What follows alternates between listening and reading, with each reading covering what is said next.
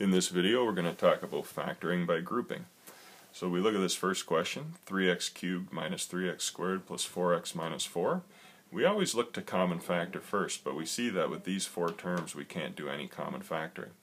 So another option for us is to see if we factor out these first two terms and factor out these second two terms using common factoring, what would we be left with?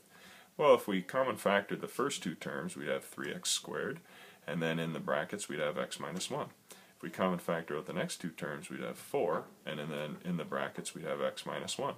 So we can say that this expression is equal to 3x squared times x minus 1 plus 4 times x minus 1.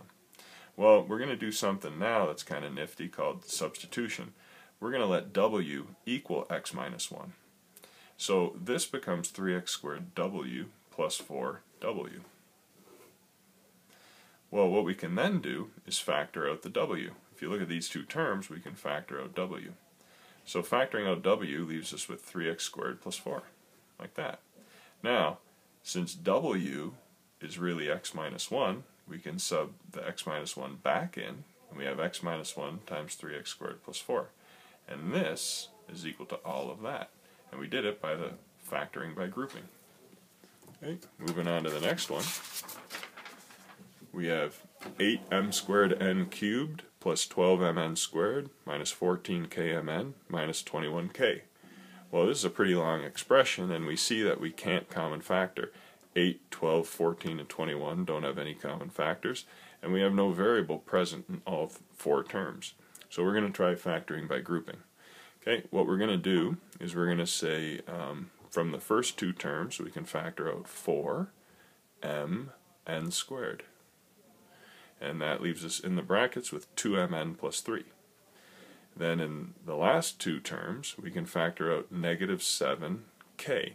We'll factor out the negative because what will happen now is we'll get the same expression in both terms. So factoring out negative 7k leaves us with positive 2km n here, and also leaves us with positive 3 here.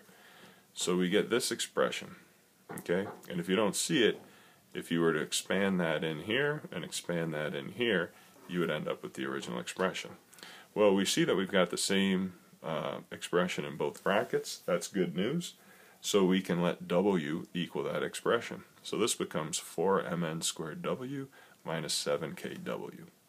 Okay, now what we can then do is common factor out the w. Once we get to this term, common factor out the w. We're left with 4mn squared minus 7. Minus 7k.